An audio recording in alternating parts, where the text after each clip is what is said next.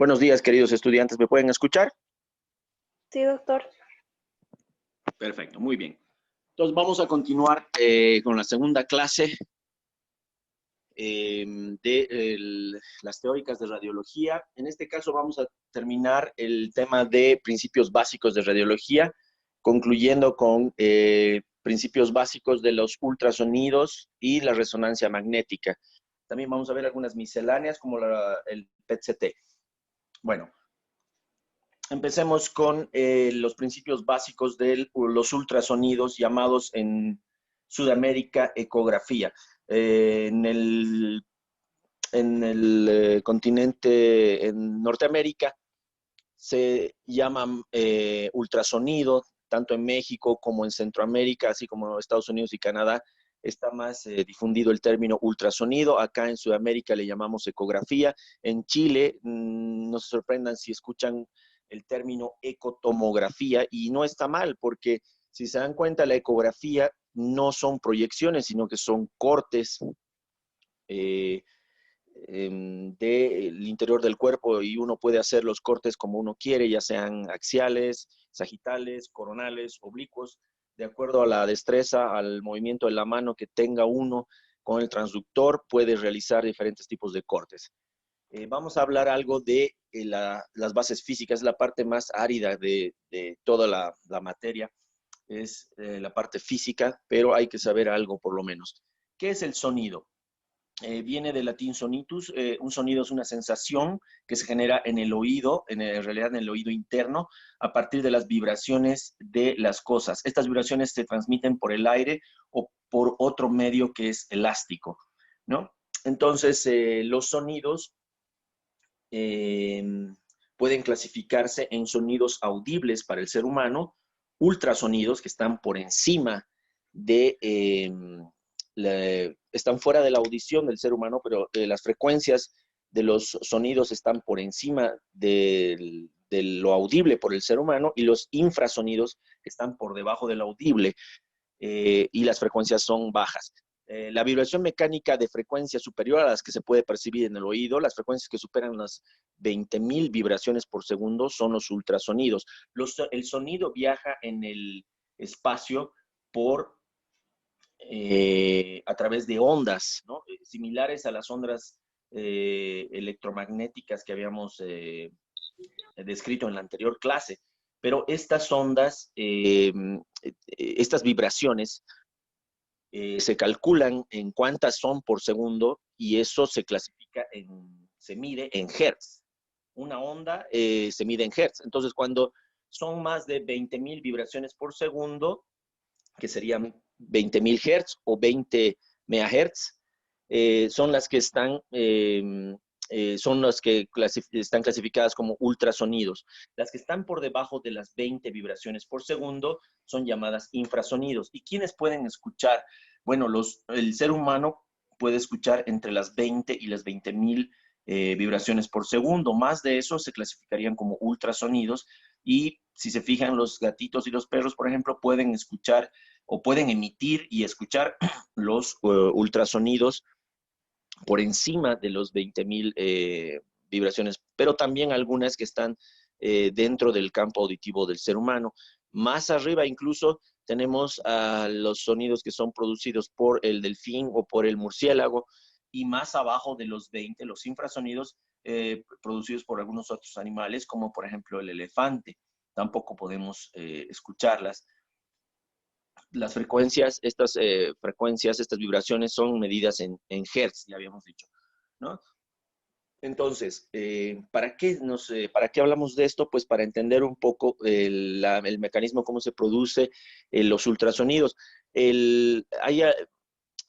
Los animales, como por ejemplo el delfín y el murciélago, producen un efecto que se llama ecolocalización, que es emitir un sonido, que están en los ultrasonidos, emitir un sonido y esperar a que rebote en algún tipo de cuerpo, y escuchar ese rebote en muy poca cantidad de tiempo.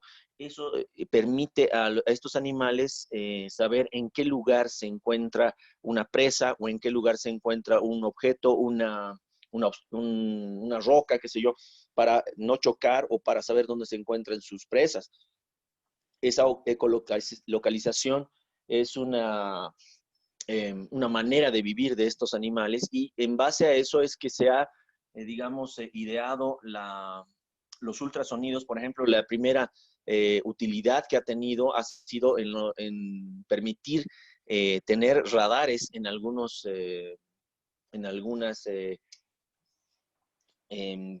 cosas que hemos inventado, como por ejemplo los submarinos. Entonces, la primera utilidad de los ultrasonidos han sido en los submarinos en la Segunda Guerra Mundial, por ejemplo, en la cual se añadió este artefacto que emitía pulsos de ultrasonido y permitía escuchar el rebote de las obstrucciones o de las materias que estaban en la dirección que se mandaba el sonido. Gracias a eso se permite la ecolocalización. Para hablar totalmente de cómo funcionan los ultrasonidos, también hay que hablar del efecto piezoeléctrico, puesto que los transductores de los ecógrafos tienen en la cabeza del transductor tienen un pedazo de cuarzo que permite realizar el efecto piezoeléctrico. El efecto piezoeléctrico o la piezoelectricidad, del griego piesein, que significa estrujar o apretar, es un fenómeno que ocurre en determinados cristales. En este caso, en el caso de la medicina, es el cuarzo el que se utiliza, que al ser sometidos a tensiones mecánicas en su masa adquiere una polarización eléctrica. Al ser estrujado, al ser aplastado, este cuarzo produce una despolarización eléctrica, produce electrones cargados y aparece una diferencia de potencial y cargas eléctricas en su superficie, que son, por ejemplo, aquí medidas por este voltímetro, ¿no? La propiedad de la piezoelectricidad fue observada por primera vez por Pierre y Jacques Curie en 1881, cuando estudiaban la compresión del cuarzo. Cuando la placa de cuarzo está en contacto con un fluido, si lo metemos a un líquido, transmite sus vibraciones y produce ultrasonidos. Este es el material que se utiliza en ecografía, el cuarzo, gracias a su propiedad de producir el fenómeno piezoeléctrico. Bueno, entonces, ¿cómo se producen los ultrasonidos? La ecografía o los ultrasonidos se producen en un transductor. El transductor, en la punta del transductor o en la cabeza del transductor tenemos un cristal piezoeléctrico, que es el cuarzo. Al ser sometido a una carga eléctrica, a electricidad, se comprime y produce los ultrasonidos. El ultrasonido viaja, tenemos que poner gel, ¿verdad?, en la superficie que queremos evaluar. Gracias a que el líquido es un transductor y el gel no se derrama, digamos, es lo ideal, digamos, poner un transmisor de los ultrasonidos, que es el gel. Entonces, el ultrasonido viaja por el gel, viaja a través de un cuerpo blando, atraviesa, rebota en las estructuras por las que está atravesando en cierta manera y se espera, en un momento se espera a que regrese esos ultrasonidos en forma de ondas y sean detectados por un detector que tiene la misma sonda, el mismo transductor. Estas vibraciones, estas ondas son reflejadas, son escuchadas y son transmitidas a un ordenador, a una computadora que está en el interior de la consola de la ecografía y se transforma en imagen, ¿no? De acuerdo a esto es que se forman las imágenes en ecografía. Hablemos algo del efecto Doppler. Bueno, hay hay varios modos en ecografía. El modo B, por ejemplo, el modo M. El modo B quiere decir el modo bidimensional. El modo M quiere decir, es un modo que se utiliza para ver, por ejemplo, el latido cardíaco. Todo lo que se mueva, tenga una movilidad, va a ser registrado en forma de ondas en el modo M. Y el modo Doppler o el efecto Doppler, que es también otra parte de la ecografía está explicada por un físico austriaco que se llama Christian Doppler. Es por eso que siempre que ponemos Doppler, cuando vamos a poner una solicitud, por ejemplo, de una ecografía Doppler, siempre vamos a poner con mayúscula, porque es un apellido. ¿Sí? Cuando pongan ecodoppler, por ejemplo, tienen que poner siempre la D mayúscula. Esta persona, Christian Doppler, es un físico austriaco que es el primero que entendió y que describió cómo se produce. Incluso hizo una ecuación que se llama ecuación Doppler, que no la voy a poner porque es demasiado compleja, pero eh, se los voy a resumir en cómo se forma, en qué consiste el efecto Doppler. Es el cambio de frecuencia aparente de una onda producido por el movimiento relativo de la fuente respecto a su observador. Ustedes cuando han debido escuchar una ambulancia o la sirena de una policía o de una ambulancia, cuando pasa por la calle, van a escuchar que el sonido cambia de acuerdo a dónde se localice la ambulancia. Si la ambulancia, por ejemplo, cuando se aleja, tiene una baja frecuencia, van a escuchar que cambia el sonido de la ambulancia cuando se aleja. Cuando se acerca, la frecuencia del sonido es mucho más alta, es mayor. Y el sonido uno puede escuchar también que es diferente. Esta persona Doppler, Christian Doppler, escuchó esto, no, en esa época no con las ambulancias, sino con el tren. Escuchó que tenía, ¿por qué? Y se puso a pensar, ¿por qué ese sonido diferente? Entonces se vio que las frecuencias del sonido son diferentes de acuerdo a si se aleja o si se acerca la persona, el emisor del sonido en relación al oído de una persona. Gracias a este efecto es que en ecografía podemos saber, cuando hacemos una ecografía, podemos saber si es que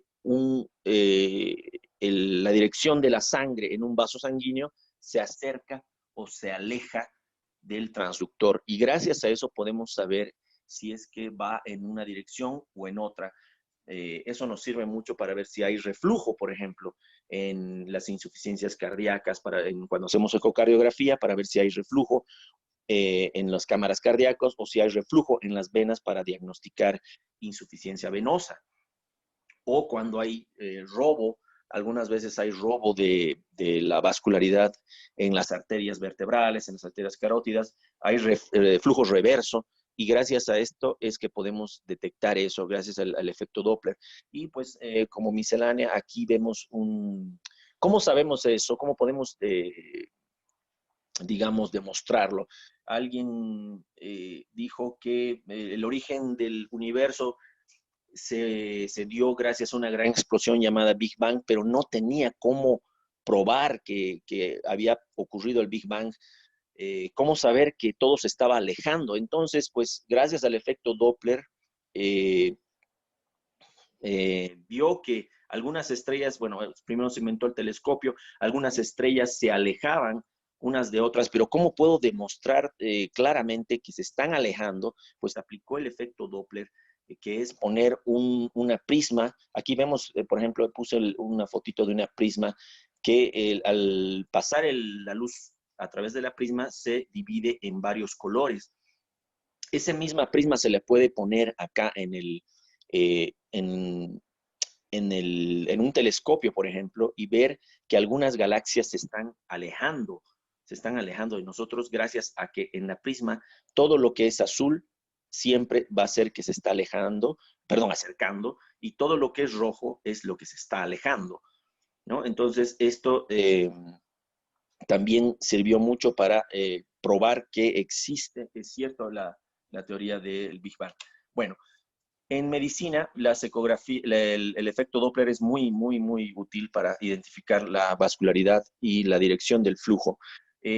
Los ecógrafos que tenemos a disponibilidad en nuestra actualidad son de diferentes formas, de diferentes modelos y tamaños. Tenemos estacionarios, bueno, relativamente estacionarios, porque sí tienen rueditas, aunque son pesados, algunos llegan a pesar hasta 200 kilos, pero sí puede movilizarse en cierta manera. Sin embargo, tenemos otros equipos que son portátiles, del tamaño de una computadora portátil. Incluso en la actualidad tenemos software que podemos poner a nuestro teléfono celular y poder realizar ecografías, aunque tal vez no con la calidad que tiene un equipo estacionario, pero el poder realizar un estudio en la misma cama donde se encuentra el paciente sin moverlo es ya una ganancia para poder realizar estos estudios.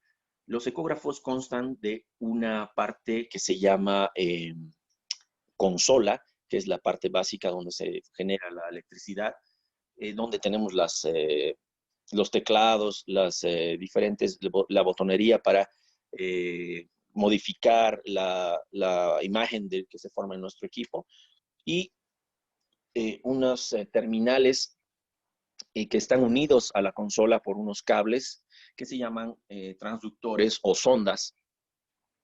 Y existen diferentes tipos de sondas de acuerdo a cuánta penetrancia queremos, tener, o a cuánto de campo de visión queremos tener. Por ejemplo, si queremos tener una penetrancia mayor a 30 centímetros, se utilizan los transductores convexos que tienen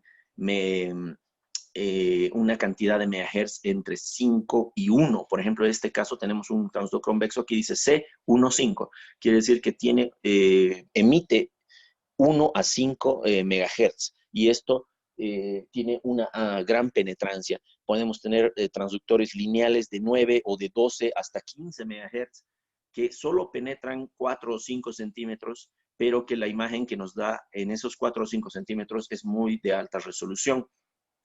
Estos, por ejemplo, los lineales, siempre tienen una letra L porque te dicen que es lineal. Siempre son utilizados para ecografía de partes blandas, estudios de estructuras que son superficiales. Aquí, por ejemplo, tenemos uno que llega hasta 15 MHz, que probablemente puede ser utilizado incluso para estructuras muy superficiales, por ejemplo, en dermatología, para ver algunos tumores de la piel o lesiones de la piel. Pueden ser utilizados estos transductores que llegan hasta 15 MHz. Hay otros transductores, por ejemplo, estos que son intermedios sectoriales, que llegan a los 10 MHz, que son utilizados, por ejemplo, en ecocardiografía y que tienen unos campos de visiones más amplios, precisamente para observar el corazón. Hay otros transductores como estos que son los endocavitarios, que son delgados, específicamente diseñados para visualizar en cavidades, por ejemplo, la cavidad vaginal o el recto. Hay otros transductores que se han diseñado para hacer ecografía en modo 4D o 5D, que siempre tienen esta estructura, esta forma ovoidea, ¿no? Estos, por ejemplo, son convexos, este es el lineal de 4D, y estos son los transvaginales o endocavitarios en 4D. El campo de visión que ofrece un transductor depende, por ejemplo, de la morfología del transductor. Esta morfología, por ejemplo, lineal, siempre va a darnos un campo de visión que es rectangular.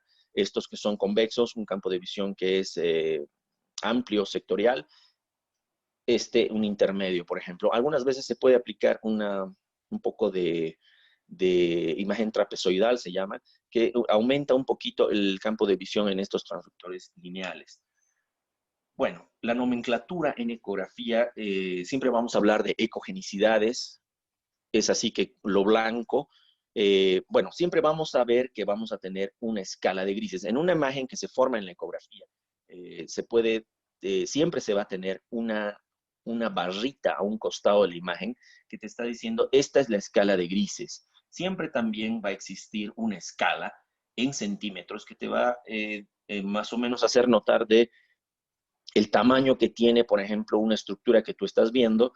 Gracias a esta escala es que uno, sin tener los calipers para la medición, uno puede a ojímetro poder medir una estructura que desea medir gracias a esta escala en centímetros. Siempre todos los equipos tienen una escala en centímetros y tienen una barrita que es la barra de la escala de grises. Lo más blanco, desde lo más blanco hasta lo más negro, ¿no?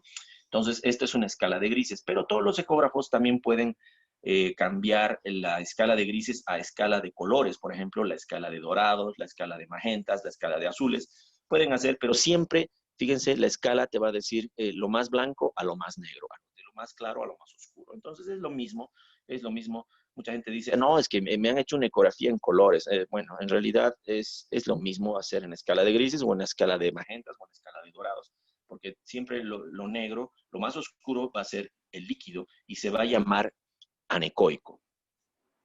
Lo gris, que va a ser más cercano al oscuro, lo gris oscuro, se puede denominar hipoecogénico o hipoecoico.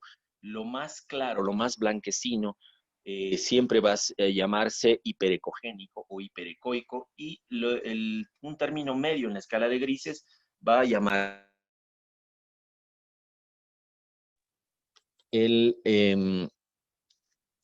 lo blanco, lo más ecogénico en la escala de grises visible en la ecografía generalmente es el aire. Aunque también podemos observar algunas estructuras como el músculo, como el hueso o los cuerpos extraños de ecogenicidades muy brillantes. Por ejemplo, en este caso podemos ver el diafragma se ve hiperecogénico, pero en realidad lo que lo vuelve más ecogénico es lo que está al lado del diafragma o encima del diafragma, que es el pulmón. El aire que hay en el pulmón es el que nos da estos artefactos que se llaman artefactos en cola de cometa. Siempre que se ve este artefacto, que es una especie de artefacto ecogénico en anillos, como un efecto de refracción, es el aire. Entonces, siempre que vamos a ver esto, es aire. Y siempre que se vea algo anecoico, es el líquido. En este caso tenemos el hígado. Este ejemplo es una ecografía de hígado. Aquí vemos las 3 venas hepáticas y las venas tienen líquido en su interior, tienen sangre y es anecoico. En este caso también lo mismo. Esta es una imagen de una ecografía de la tiroides en la que podemos ver la tráquea en la parte central, el esófago al lado, un poquito a la izquierda de la tráquea y detrás de la tráquea, y la glándula tiroides por delante. Fíjense que el artefacto que produce el aire que se encuentra en la tráquea es el artefacto en cola de cometa que se produce por el aire.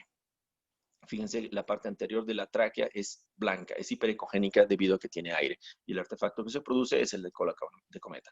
Aquí podemos ver la arteria carótida común derecha, la arteria carótida común izquierda, y es anecoica porque tiene líquido en su interior. Los músculos que se encuentran delante de la glándula tiroides son levemente hipoecoicos, y la grasa que se encuentra debajo es levemente hiperecogénica, debajo de la piel. Aquí vemos algunos músculos también que son levemente hipoecogénicos. Bueno, la ecografía es un método de diagnóstico relativamente barato. Digo relativamente porque algunos equipos realmente son caros, pueden llegar a costar encima de los $100,000. Eso es en cuanto al costo del equipo, pero el costo de la realización de un estudio no es tan cara que se diga. Entonces, es un estudio que está ampliamente disponible en prácticamente todos los hospitales, en casi todas las clínicas, siempre hay un ecógrafo disponible para realización de estudios. Es un equipo que es muy bueno para observar tejidos blandos, como podemos ver en este ejemplo, por ejemplo, para ver la tiroides, para ver el esófago, incluso para ver los músculos.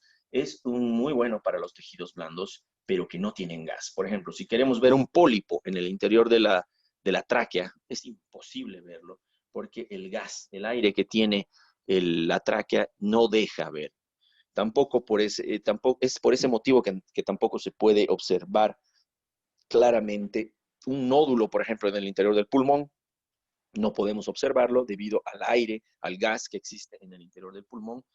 Rodea al nódulo y es imposible ver, a menos de que el nódulo estuviera en la parte periférica del pulmón, en la pleura, por ejemplo. Ahí sí podríamos verlo porque no hay gas que nos, digamos, interfiera en la visualización de ese nódulo. ¿Sí? Por ejemplo, cuando hay derrame pleural, sí se puede hacer, es más, se pide la ecografía de pulmón, ecografía pulmonar o pleural se llama, y se puede medir la cantidad de líquido de derrame que existe y la consistencia de ese líquido, ¿no? Entonces, todos los tejidos blandos que no tienen gas son fáciles de ver con ecografía. Es un método bastante disponible, relativamente barato, y es malo para observar también calcificaciones y tejidos duros. Por ejemplo, el hueso. No es que es imposible ver el hueso, sí se ve el hueso. Es más, a veces se pueden ver algunas fracturas por ecografía, pero lamentablemente no puede atravesar todo el hueso. Entonces no puede ver de extremo a extremo las calcificaciones o los huesos. Entremos ahora a la resonancia magnética nuclear. Es un método de diagnóstico bastante caro, en nuestro medio al menos, para nuestro medio es un método de diagnóstico bastante caro, por lo tanto mucha gente se ve limitada en su economía para poder realizar este método de diagnóstico, estos estudios. Es relativamente, debido al costo también muy caro del equipo, es poco disponible, solo algunos hospitales y algunos centros de diagnóstico tienen un equipo de resonancia magnética disponible. Es muy bueno, yo diría excelente para la observación de tejidos blandos y en especial de el sistema nervioso, para observar el cerebro, para observar la médula espinal, para observar el tallo cerebral y para observar hueso también es muy bueno. Eh, para tejidos blandos, por ejemplo, abdomen, para observar hígado, para observar vaso, todos los órganos blandos es muy bueno y también puede realizar angiografías, igual que la tomografía, incluso en algunas ocasiones con una resolución algo superior a la tomografía, a la angiotomografía. La angiografía por resonancia magnética es muy buena. También tiene aplicaciones especiales, como por ejemplo la uroresonancia, es muy, muy buena las imágenes que producen en la uroresonancia y tiene la ventaja de que no produce radiación ionizante. Lo mismo para la ecografía, me olvidé poner, en la ecografía tampoco se produce radiaciones ionizantes. Esa es una de las ventajas que tiene la resonancia, no produce radiación ionizante, entonces para hacer angiografías, por ejemplo, eh, es, eh, tiene una ventaja sobre la tomografía por ese motivo. También hay aplicaciones para la realización de colangioresonancia para observar la vía biliar, por ejemplo, la presencia de litos en la vía biliar. Es más, es el método de elección. Si ustedes les preguntan cuál es el método de elección para observar una piedra enclavada en el conducto colédoco, la respuesta es la colangioresonancia. Es el método de elección para observar eso. También es muy bueno para observar, por ejemplo, ligamentos, tendones, cuando uno se lesiona los ligamentos de la rodilla, por ejemplo, los ligamentos cruzados. Es muy difícil verlo por ecografía debido a que está en el centro de la rodilla y los huesos no dejan observar claramente a esos ligamentos. Entonces, la resonancia magnética es el método de elección para observar los ligamentos cruzados. No es muy bueno cuando uno quiere observar algunas calcificaciones, por ejemplo, granulomas calcificados, ¿no? Lo lamentable es que las calcificaciones no presentan muchos átomos, bueno, no presentan átomos de hidrógeno y la resonancia magnética se basa en la observación de los átomos de hidrógeno. Cuanto más átomos de hidrógeno tenga eh, un tejido, más fácil de observar por resonancia magnética. Hablemos entonces algo de los átomos de hidrógeno. El átomo de hidrógeno es el más simple de la tabla periódica de los elementos, ¿no? Como hemos visto en el colegio, eh, esta es la simbología del hidrógeno. Tiene apenas un protón, un electrón y un neutrón. Y además es el más ampliamente disponible en el cuerpo humano. Gracias a eso es que se ha ideado el equipo de resonancia magnética. Las bases físicas es bastante extensa la base física de la resonancia magnética, pero vamos a resumirla de esta manera. Todos tenemos átomos de hidrógeno en nuestro cuerpo. La base física de este fenómeno está dada por la existencia de dos tipos de movimientos en los núcleos de estos átomos. ¿Sí? Los núcleos de los átomos de hidrógeno y de muchos átomos tienen dos movimientos. Uno que es un movimiento giratorio o spin llamado alrededor de su propio eje. Vamos a señalar esta imagen. Este es el núcleo y vamos a ver que está moviéndose sobre su propio eje. El segundo movimiento llamado de precesión, que es alrededor de su eje gravitacional, es el movimiento de precesión. Hagan de cuenta que bueno, la manera de darme cuenta de esto, porque es difícil entenderle, es que el átomo, el núcleo, sea un trompo. Entonces el trompo está girando primero en su mismo eje, alrededor de su mismo eje, y segundo, está dando vueltas digamos, en un espacio, ¿no? Está dando unas vueltitas. Esas vueltitas vamos a llamarlas movimiento de precesión. Muy bien. Cuando no, bueno, en condiciones normales, si digamos nosotros estamos en condiciones normales, o sea, sin un campo magnético externo, los vectores hacia dónde apuntan el campo magnético de estos núcleos son aleatorios, son en varias direcciones, ¿sí?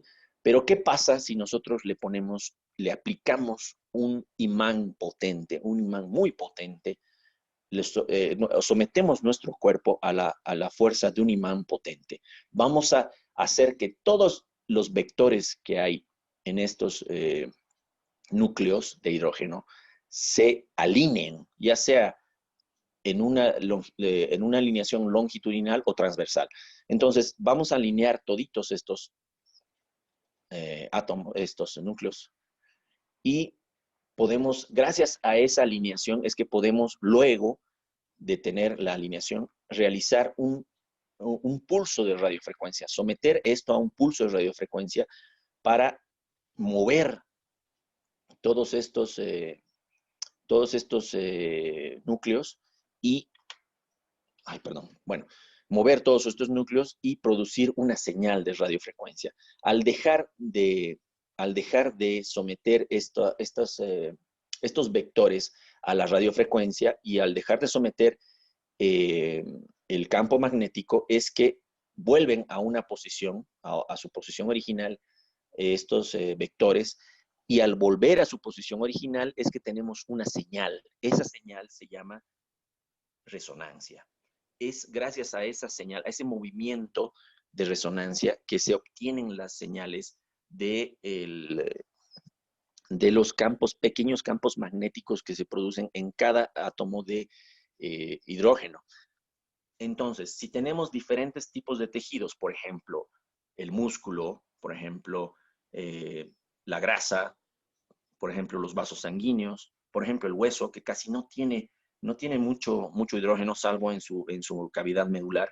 Entonces, gracias a esa diferencia de campos magnéticos pequeños que existen en esos átomos de los diferentes tejidos, es que tenemos señales diferentes entonces es gracias a eso que da la imagen en resonancia magnética. Pero para poder tener esas imágenes se utilizan de unas antenas. Bueno, lo primero que se tiene que tener para que el imán, el equipo de resonancia magnética en su interior tiene un imán potente que se mide, la potencia de este imán se mide en teslas. Luego les voy a comentar cuántos teslas, por ejemplo, el planeta Tierra eh, tiene, bueno, el campo magnético del planeta Tierra se mide en Gauss, pero también se puede convertir a teslas. 10.000 Gauss eh, equivalen a un Tesla. Y la mitad de un Gauss es el campo magnético del planeta Tierra. Y un equipo de resonancia magnética puede llegar a tener hasta incluso 7 Teslas. Hay equipos de 7 Teslas que se utilizan en investigación. La mayoría de los equipos de resonancia magnética están entre los 0,2 Tesla hasta los 3 Tesla, que es el equipo más potente disponible para compra en el mercado, ¿no? Entonces, el equipo de resonancia magnética tiene un imán potente en su interior y también tiene un sistema de pulsos de emisión de pulsos de radiofrecuencia. Entonces, para evitar que hayan ondas de radiofrecuencia que le llegan y que pueden perturbar a este equipo, es que se utiliza una jaula de Faraday. En otras palabras, el cuarto de resonancia magnética se lo cubre con láminas de cobre para que no llegue, no entre ningún tipo de radiofrecuencia desde el exterior, por ejemplo, de los celulares de la radio, de la televisión, que pueda interferir con las señales. Entonces, primero, lo que se utiliza en resonancia magnética es una jaula de Faraday. El cuarto donde está el resonador se blinda con una jaula de Faraday. Luego, para que se produzca la imagen, una buena imagen, se utiliza de antenas. El equipo de resonancia magnética tiene antenas o bobinas, también se llaman, que son utilizadas para cada parte específica del cuerpo. Por ejemplo, para rodilla, esta es una bobina de rodilla que se la pone en la rodilla delante. Aquí entra la rodilla de la persona. Una vez que el paciente se acuesta en el equipo de resonancia magnética, se le coloca la bobina en la rodilla para hacer el estudio de la rodilla, ¿no? Aquí hay otra. Tenemos antenas para columna vertebral, para cuello, para articulación temporomandibular, para cerebro, ¿no? O para partes grandes, como por ejemplo para ver el abdomen, para ver el tórax. Hay antenas más largas que se utilizan para este propósito. Los equipos de resonancia magnética,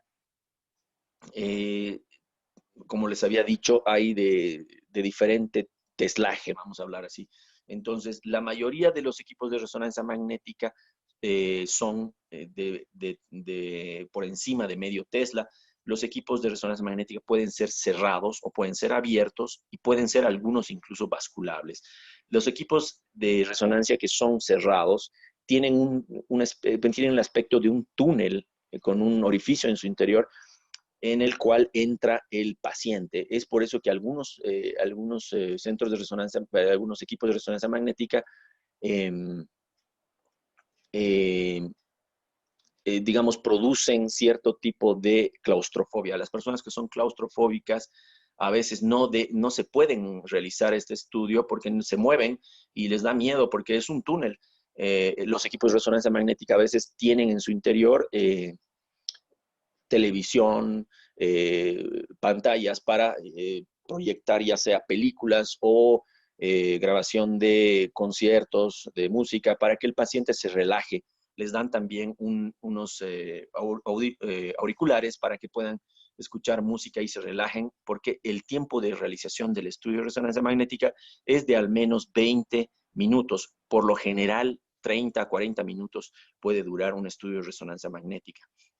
Entonces, estos equipos que son cerrados, que son una especie de túneles, tienen mayor teslaje, por lo menos son de un Tesla, de 2 Teslas o de 3 Teslas, y por lo tanto da mayor calidad de imagen. Estos equipos que son abiertos también pueden darnos una buena imagen, sin embargo, la calidad siempre va a ser mayor en los equipos que tienen el campo cerrado, ¿no? Estos de campo abierto tienen menos, eh, producen menos fobia a los campos cerrados, a los espacios cerrados, pero la calidad de la imagen es un poco menor. Hay algunos equipos que se han ideado que pueden bascular, que pueden poner de pie a la persona y específicamente son para aplicaciones en traumatología, por ejemplo, cuando quieren ver si hay aplastamiento de meniscos, si se reducen los meniscos o si se quiere ver una hernia discal en la columna vertebral. Si, digamos, se atenúa o se acentúa una hernia discal de acuerdo a la posición en bipedestación. Las imágenes en resonancia magnética se las denomina hiperintensas cuando son blancas, isointensas cuando son de una intensidad intermedia o un color intermedio, e hiperintensas, hipointensas, aquí está mal, es hipointensas cuando son oscuras, ¿no? Generalmente, bueno, ahorita vamos a hablar de las secuencias que se utilizan en resonancia magnética, pero aquí les demuestro algunas imágenes de que pueden tomarse en resonancia magnética. Por lo menos estas se pueden tomar en los equipos que tienen campo cerrado, de alto teslaje, de 1 Tesla para arriba, y pueden tomarse imágenes de cuerpo entero. Esto se utiliza generalmente en oncología, cuando quieren ver metástasis, evaluar la posibilidad de depósitos secundarios, siempre se pide, o muchas veces se pide, resonancia de cuerpo entero, y algunas veces piden también resonancia de columna total para evaluar toda la columna desde la cervical hasta el sacro o hasta el coxis. Las secuencias que se tienen en resonancia magnética son T1, T2, que son las básicas, pero hay otras, muchas otras, por ejemplo, FLAIR, ahorita vamos a ver de esas, difusión. Bueno, la manera de darse cuenta cuál es T1 y T2 es fácil. Las secuencias en T2 siempre el líquido va a ser brillante. Por ejemplo, esta imagen, este corte sagital que tenemos es fácilmente identificable como T2, debido a que el líquido cefalorraquídeo que rodea a la médula espinal, que rodea aquí al bulbo o al puente, por ejemplo, es hiperintenso. Al ver que esto es hiperintenso, uno ya puede saber que es T2. Cuando ese líquido, por ejemplo acá la cisterna magna que podemos ver en esta región de la fosa posterior, es el líquido negro, está hipointenso, entonces esta es secuencia T1. Si se dan cuenta, la grasa siempre en resonancia magnética, o la mayoría de las veces en resonancia magnética, va a ser hiperintensa. Fíjense, la grasa de la espalda de esta persona es hiperintensa y la grasa, tanto en T2 como en T1, fíjense que la grasa que rodea a esta persona también es hiperintensa. La mayoría de las veces en la resonancia la grasa es hiperintensa, salvo que se efectúe una secuencia que se llama FAT-SAT, saturación grasa quiere decir, en la que vamos a propósito querer que la grasa se vuelva negra, ¿sí? Estas imágenes que les pongo acá es para demostrarles que la resonancia también necesita contraste, al igual que la tomografía, y el contraste se lo ve en la misma secuencia T1. No se ve la secuencia en la secuencia T2 el contraste debido a que el líquido brilla. Entonces, si el contraste brilla, pues ahí hay una sobreposición de imágenes. Entonces, en T1 siempre se adquiere las imágenes con contraste en resonancia magnética. Este es T1 sin contraste y este es T2 con contraste. Fíjense cómo se ve aquí la aorta descendente, hipointensa, y con contraste, fíjense cómo se ve hiperintensa, ¿no? Aquí los riñones se pueden ver realzando, el hígado se ve realzando y podemos ver algunos vasos dentro del hígado en forma hiperintensa, ¿sí? Entonces, las secuencias básicas son T1 y T2. T1 habíamos dicho, este es el cerebro, es un corte axial del cerebro. En T1 habíamos dicho que el líquido cualquier líquido, no solo el cefalorraquídeo, cualquier líquido. Por ejemplo, en el abdomen podemos ir a buscar la vesícula biliar, o en pelvis podemos buscar la vejiga urinaria para ver si es negra, pues es T1, si es blanca, es T2. Entonces el líquido cefalorraquídeo acá es T1 porque es negro. El líquido cefalorraquídeo, podemos ver el líquido en las eh, cisuras también, en el espacio subaracnoideo, que es hipointenso, entonces este es T1, y cuando se ve hiperintenso es T2. Fíjense que en resonancia magnética la calidad de la imagen es muy superior a la tomografía computarizada. Podemos ver claramente, diferenciar claramente la sustancia gris de la sustancia blanca. Acá, por ejemplo, los surcos en la corteza cerebral, o acá la cápsula interna, algunos núcleos en la base del cerebro, ¿no? Los núcleos basales también podemos verlos. Y los vasos que podemos verlos ahí como puntitos negros en las secuencias de T2. Fíjense que acá no se ve muy claramente los vasos, pero en T2, gracias a que el líquido cefalorraquídeo baña a los vasos, podemos ver como imágenes de vacío de señal, o sea, en hipointensas, ¿sí? Los vasos. Muy bien, aquí tenemos un resumen de lo que es T1, T2. Hay otra secuencia que se llama FLAIR, que significa Fluid Level Attenuation Inversion Recovery, que es para ver algunas entidades patológicas que están muy cerca a los ventrículos, y para suprimir el líquido se utiliza esta secuencia que se llama FLAIR, ¿sí? Bueno, y la difusión, bueno, esta es otra imagen, son imágenes. Bueno, este es el resumen de lo que dije hace rato. Y esta es una imagen en FLAIR y esta es una imagen en difusión. La difusión se utiliza mucho para poder identificar accidentes cerebrovasculares, lesiones isquémicas, y también para ver tumores, diferenciarlas de tumores. Esta es la secuencia en difusión. La clave para darse cuenta que es difusión es que casi siempre, no, o siempre virtualmente, van a ver que no existe la calota craneal, no se observa la calota craneal, está como si el cerebro estuviera separado de la calota craneal. Acá podemos ver, por ejemplo, la calota craneal, podemos ver que les había dicho que el hueso, por ejemplo, tiene poco hidrógeno, por lo tanto, fíjense en estas imágenes, estas están mejor. Fíjense que el hueso, acá alguien me pregunta, ¿cuál es el hueso, doctor? Pucha, siempre resonancia magnética, y a mí me costó mucho también entender dónde está el hueso, ¿no? Porque se ve como un sándwich acá, un sándwich de imágenes. Entonces, el hueso es lo negro porque tiene calcio. La parte de la corteza del hueso no da señal porque casi no tiene hidrógeno. Entonces, da una imagen como oscura, oscura, oscura, muy hipointensa, pero en algunas regiones hay médula ósea en el interior de la calota craneal, como en esta zona, donde hay algo de señal hiperintensa. Aquí también algo de señal hiperintensa. Es la médula ósea de esa zona que nos está dando algo de señal algo de señal que es la médula ósea, ¿sí? Entonces, todo esto es el hueso. Y lo que está afuera, pues, es el músculo temporal. Aquí hay un vasito, será la arteria temporal, aquí hay otro vasito, ¿no? Y la grasa, como hemos dicho hace rato, se ve hiperintensa, ¿no? La grasa se ve hiperintensa en la parte periférica. Muy bien, aquí lo mismo.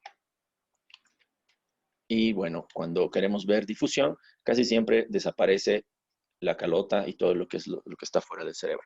Muy bien, vamos a hablar algo de tomografía por emisión de positrones. Esto, bueno, últimamente, en los últimos 10 años, vamos a decir así, 8, 10 años, digamos, ha llamado la atención de toda la comunidad médica debido a que se ha se realizan imágenes para funcionales, vamos a decir así. Entonces, hace mucho tiempo ya que existe un estudio que se llama gammagrafía, que es realizar imágenes del interior del cuerpo gracias a la inyección de radiofármacos, de fármacos que tienen efecto de radiación ionizante, pero a nivel muy, muy pequeño, ¿no? Son dosis pequeñas de radiofármacos que se inyectan al interior de la persona y que tienen una vida media, duran solamente unas horas en el interior del cuerpo.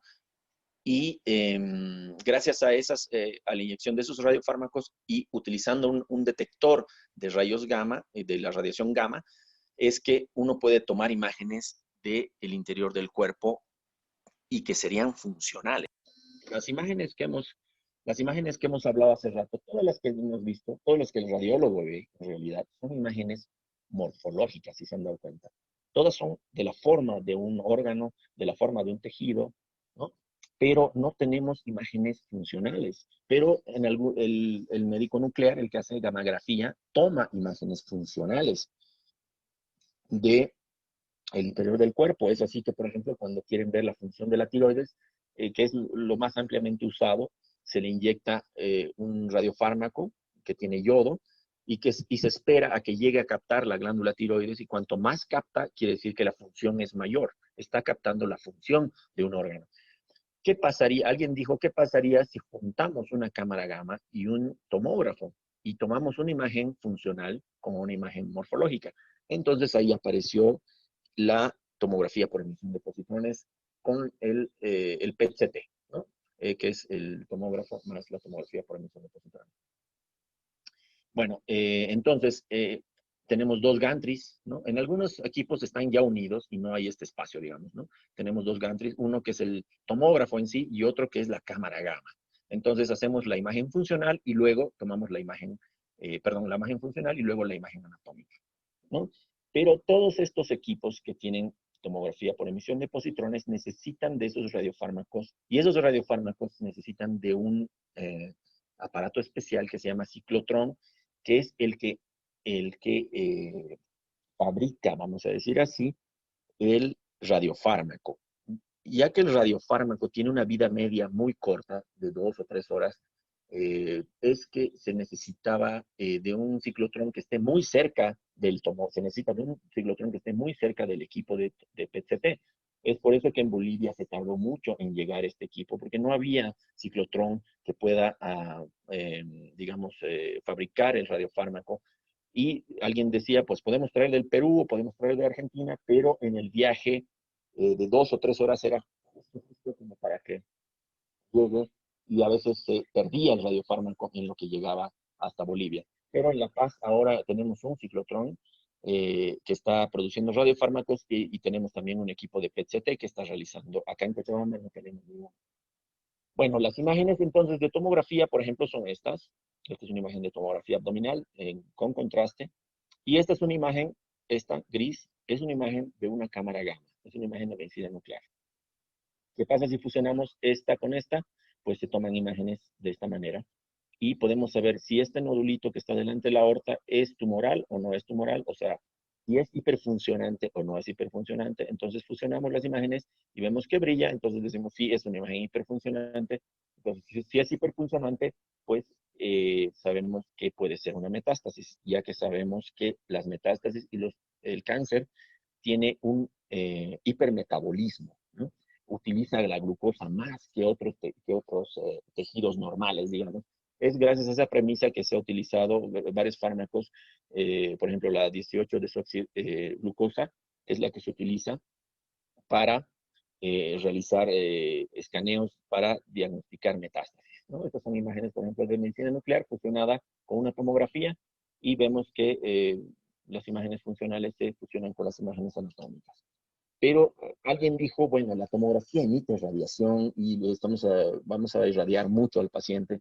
¿Por qué no hacemos un PET resonancia? Entonces se puede unir también la resonancia magnética con el medicina nuclear y se toman imágenes funcionales tanto de las morfológicas de la resonancia como las funcionales de, de la medicina nuclear. Fíjense cómo esta imagen fusionada pues podemos tener una imagen anatómica muy bonita y no emitimos radiación ionizante. Esto está, digamos, desarrollándose en muchos países, ya hay incluso estos equipos.